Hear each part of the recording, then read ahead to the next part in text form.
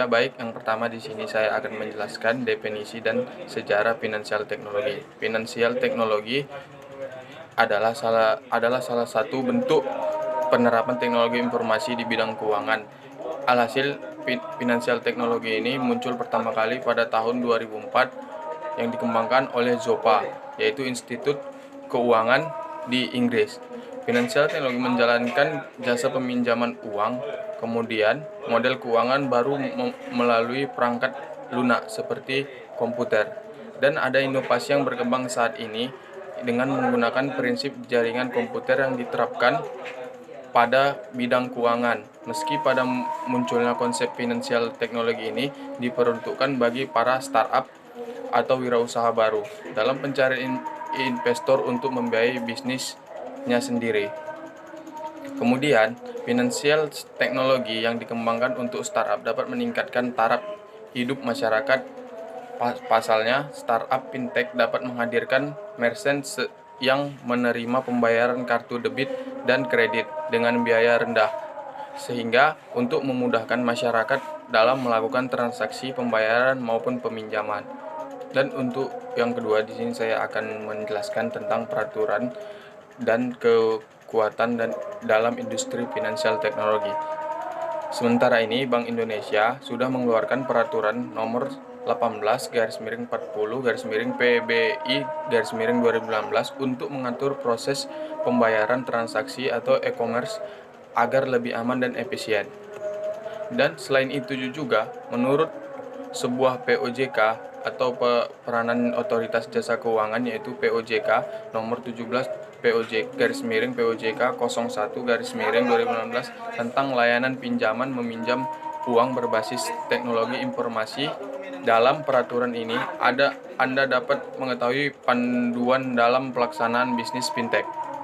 Oke, baik. Yang ketiga di sini saya akan menjelaskan peluang dan ancaman fintech. Yang pertama yaitu peluang dari fintech.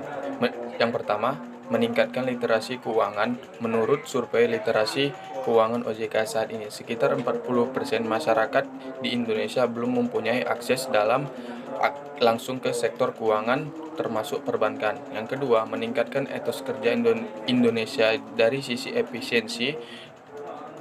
Fintech syariah dapat mengurangi lamanya waktu perjalanan yang ditempuh untuk durasi transaksi. Yang ketiga, mencapai growth dan propor. Dan yang selanjutnya saya akan jelaskan dari sisi ancamannya. Yang sisi ancaman yang pertama, mengurangi kerja manual sehingga ada beberapa profesi keuangan yang takut kehilangan kesempatan bekerja. Dan yang kedua, keterbukaan informasi kejahatan di dunia maya dengan adanya digitalisasi semua dan anggota keluarga disimpan di dunia maya, sehingga yang ditakutkan akan terjadi itu penyalahgunaan data pada anggota tertentu.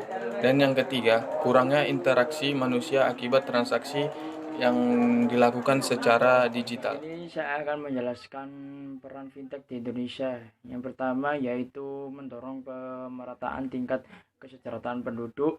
Yang kedua yaitu membantu pemenuhan kebutuhan pembiayaan dalam negeri yang masih sangat besar. Yang ketiga yaitu mendorong distribusi pembiayaan nasional masih belum merata di 17.000 pulau. Yang keempat yaitu meningkatkan inklusi keuangan nasional. Yang kelima yaitu mendorong kemampuan UMKM yang saat ini masih rendah.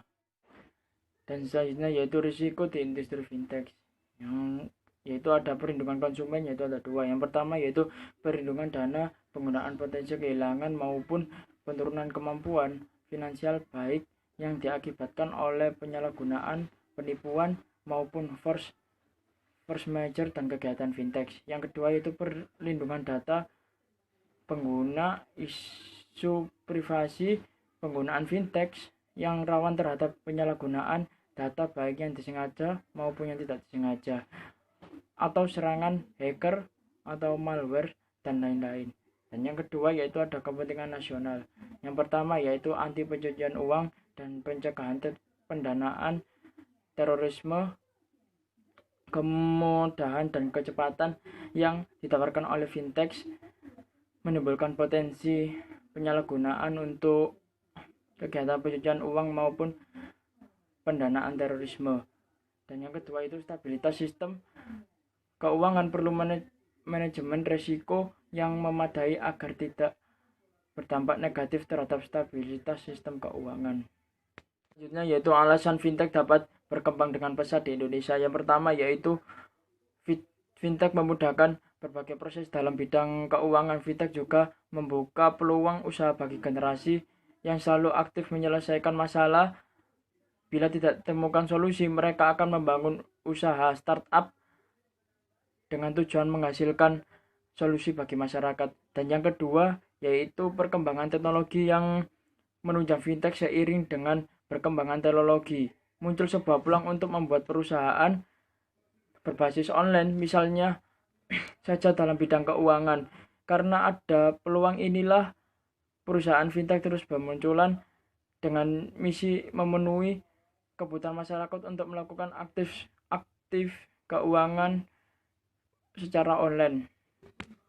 Dan yang ketiga yaitu terinspirasi pelaku bisnis sebelumnya. Hal ini menjadi salah satu pendorong para generasi muda untuk juga meraih impiannya melalui industri fintech. Mengapa fintech? Karena fintech masih tergolong baru sehingga masih ada peluang tinggi dalam memasukinya dan menjadi sukses di dalamnya.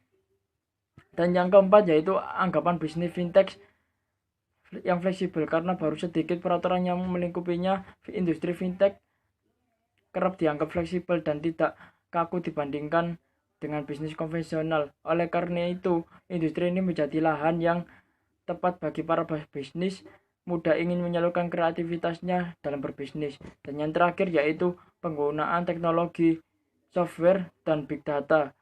Usaha fintech menggunakan teknologi software dan big data. Selain itu, fintech juga menggunakan data dari media sosial. Data-data tersebut dapat dijadikan bagian dari analisis risiko. Nah, kita masuk ke yang namanya fintech syariah.